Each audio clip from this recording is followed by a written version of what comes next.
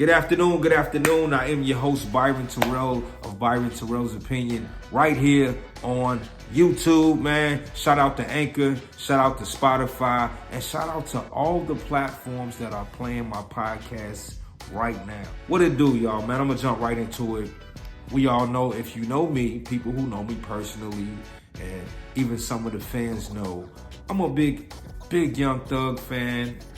Been a Young Thug fan since he started popping. As we all know, he has been hit with the RICO charges. I don't want to get too much into that part of it. I'm pretty sure the news has been out enough to where people know exactly what he's being charged with and why. I hope, that nothing sticks, of course. But that's what I'm here to talk about, is the prosecutors are pretty much taking rap lyrics, and what they're going to try to do is use those lyrics to build their case against Young Thug. And a lot of people don't feel that's fair, me being one of those people, but a lot of industry people don't feel that's fair, and they spoke out about it. And I have the clip of a couple of those guys saying what they had to say. I also have Young Thug reaching out, of course, via jail, and he's pretty much speaking on the petition to be signed, and he's telling all the fans, of course, to pray for them. People of color are under attack every day. We need to protect freedom of speech, especially when it comes to art. My art is not a reflection of my character. As being an artist, you should be able to always express the way you feel in that moment. Being able to speak freely through music is a big win for the culture. Protect black art. Protect black art. Protect black art. This isn't just about me or what I feel. I always use my music as a form of artistic expression. And now I see that black artists, rappers, don't have that, breathe. There's a keen time to protect black art artistic and keep praying for it. Support Young Thug, support YSL, support Gunna. Write them guys, make sure you hit your officials, your governments, whoever's in control in your town, and fight for people like us. People like us that fight for you guys, black art, protect black art, because now they're using our lyrics against. Moving right along, man, I gotta talk about Azalea Banks going topless and getting booed off stage. Giving y'all my personal opinion on Byron Terrils' opinion, I'm gonna give you just that. I'm not a fan of Azalea Banks, never have I been. I'm not a fan of her music, but that's just me. I'm sure she has a lot of wonderful fans that love what she do, and they support her. That's great. I'm not one of them. From what I've seen, and this is, again, my personal opinion, so this is based off of what I've seen and what I've heard with my ears and my eyes. Nobody has told me anything about her or to taint her or to taint my vision of her. This is what I've seen. And from what I've seen and heard, she seems very problematic, and it almost seems intentional sometimes. It's almost like she likes doing things that's gonna cause a ruckus. Hate to sound old when I say it cause a ruckus. But I can't get with her. You know what I'm saying? I just can't get with her music. I don't even know how to explain her personality. Her personality don't sit well with me. She just doesn't seem like a cool person. She seems very problematic, like I said. Anyway, recently she was the headliner of the show for the LGBT community. Shout out to y'all. But it didn't go well. It did not go well at all. And from what I've heard, from what I've seen, she was 2 hours late, okay? Allegedly, she was 2 hours late because according to her, it was the promoter's fault. But after being 2 hours late, she had the nerve. First of all, she was topless. She was topless, the video I seen. She make all these remarks about women and, this and that, but she was on stage topless with her boobs out. Let me put that out there. Now, after being 2 hours late, Azalea decides to tell the audience she really don't want to be there. This is what she tells the fans. She don't want to be there. She was going to say a lot more, but before she can finish, all of the despicable things that I'm assuming that she was going to say, her mic was cut short. Jumbo's screen was cut short as well. So I'm sure it was a lot more she was going to say, but they nipped that in the bud, and the security had to actually walk her off the stage. This is Azalea Banks. And I'm sure this is going to be something that's going to hurt her in the long run. A lot of people going to start waking up, man. And a lot of people going to realize she is not someone that they want to work with.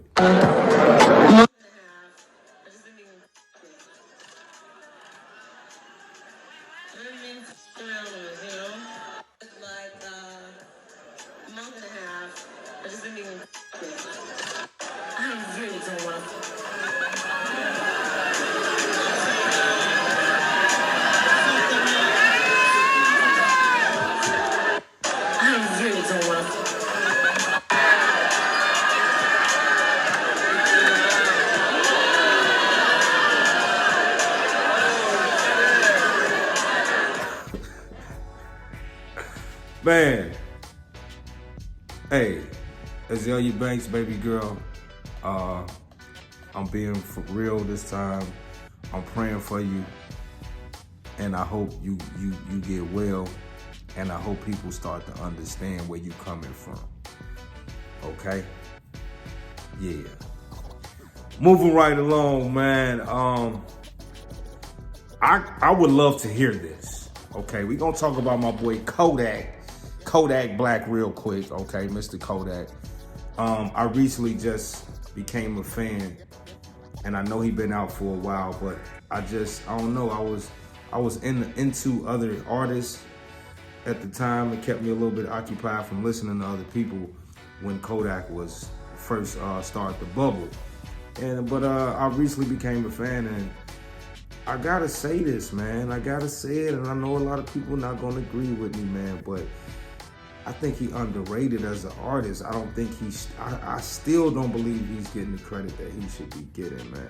The dude is a dope artist. I can feel the music, and I know it's genuine, I know it's real, man. And that's what made me become a fan, because I can just feel it, man. I know when somebody is really into what they're doing. It shines through. It does. Like it does. Now listening to Kodak, I'm a huge fan, man. But anyway, moving right along, man. Kodak Black recently said that him and Drake has music.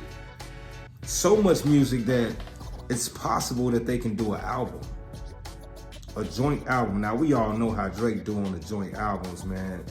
The joint album that he did with Future was one of hip-hop's biggest albums ever. It was just a dope album. Both styles, they went together well. You know what I'm saying? They complemented each other very well. They don't sound the same. They're not in the same lane, but somehow that album was one of the best albums, again, in hip-hop history. Okay, Kodak being the type of artist that he is, and Drake being the type of artist that he is, I think that'd be a dope album as well. And it's probably gonna sell like crazy. Like, these are two big names, man. Like, Kodak has definitely set the bar high for himself, and he's made himself a household name. Like, he's got there to that superstardom, that superstar status. You know what I'm saying? Of course, he's not as big as Drake, but he has been putting in the work to get people to understand he is here to stay, and he's here to make noise. You know what I mean? So, but anyway, this is what Kodak had to say, man, about him and Drake and the music that they have together.